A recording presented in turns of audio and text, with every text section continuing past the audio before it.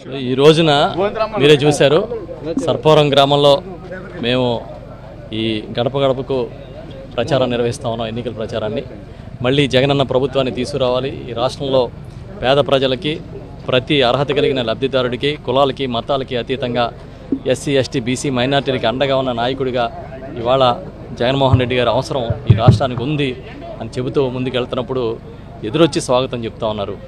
మహిళలు కానీ బడుగు బలహీన వర్గాల నుంచి కానీ పెద్ద ఆదరణ వస్తుంది. కేవలం వాళ్లే కాదు, ఏదైతే అగ్రకులాలు అనుకుంటారో వారి నుంచి కూడా చాలా సానుకూలత వ్యక్తం అవడం అనేది ఇవాళ మేము చూస్తున్న మార్పుగా భావిస్తున్నాం.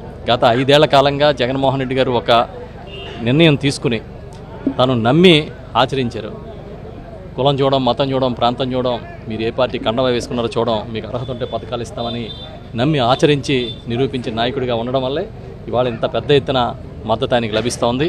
ఆయన చెప్పినట్టుగా నిన్ననే ఖచ్చితంగా జూన్ 4వ తేదీన కొత్త ప్రభుత్వం ఏర్పడుతుంది. జగనన్న ముఖ్యమంత్రిగా వచ్చి తీరతారు.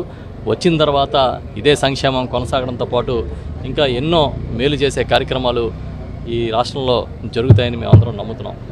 ఇప్పుడే మీరు అడిగారు, చాలా నీచంగా రాజకీయం చేస్తున్న నాయకుడు ఎవరు ఈ దేశంలో అంటే మొదటి వరుసలో చంద్రబాబు నాయుడు గారు కనిపిస్తాడు.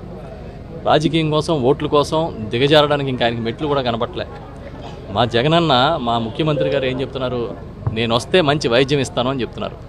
చంద్రబాబు నాయుడు ఏం చెప్తున్నాడు? నేను వస్తే మంచి మద్యం ఇస్తానని చెప్తున్నాడు. ఎంతకన్నా ఇంకేం కావాలి? తేడాగా ఏం కావాలి? మంచి విద్య ఇస్తాను, మంచి వైద్యం ఇస్తానని జగన్ గారు చెప్తూ ఉంటే, మంచి మద్యం ఇస్తాను, రేట్లు తగ్గిస్తానని ఆయన చెప్తా ఉన్నాడు. కనీసం నేను అనుకున్నా ఏదన్నా నిత్యావసర వస్తువుల రేట్ల గురించి తగ్గిస్తానని చెప్తాడేమో, అది లేదు. మద్యం రేట్లు తగ్గిస్తారంట, నాణ్యమైన మద్యం ఇస్తారంట. తాగుబోతుల కోసం పనిచేస్తారని ఆయనే చెప్తూ ఉంటే ఇంక రాష్ట్రానికి గతి ఏమైనా ఉంటుందా? అతి గతి. మహిళలకి ప్రతి పథకాన్ని వారి పేరిట అమలు చేసి, మహిళలంటే మహారాణులుగా ఉండాలి, ఇంట్లో ఎవరి దగ్గర చేయి చాపకూడదు, వారికి ఇచ్చిన ప్రతి రూపాయిని పాపాయిలా చూసుకుంటారని జగన్మోహన్ రెడ్డి గారు అనుకుని కార్యక్రమం నిర్వహిస్తుంటే, ఇగో మేము వస్తే మందు ఇస్తాను, రేట్లు తగ్గిస్తానని చంద్రబాబు చెప్తున్నాడు. వాలంటరీ వ్యవస్థను మొన్నటి వరకు చాలా దుర్మార్గంగా మాట్లాడాడు. ఈ రోజున మళ్ళీ నేను వస్తే వాలంటరీ వ్యవస్థను బలోపేతం చేస్తానంటున్నాడు. నేను అడుగుతా ఉన్నా, 58 నెలల పాటు పెన్షన్ ఇచ్చిన వాలంటీర్ని నువ్వే కంప్లైంట్ చేయించి చివరి 2 నెలలు ఇవ్వకుండా చేయడం వల్ల నువ్వేం సంపాదించావు, ఏం సాధించావు? 58 నెలల్లో వాళ్ళు తప్పు చేయలేదు కనుక ఈ 2 నెలల్లో చేస్తారని ఎలా అనుకున్నామని అడుగుతున్నాం మేము. ఇవాళ 30 మంది దాదాపుగా ప్రాణాలు కోల్పోయిన వృద్ధులు కనపడతా ఉన్నారు, వికలాంగులని.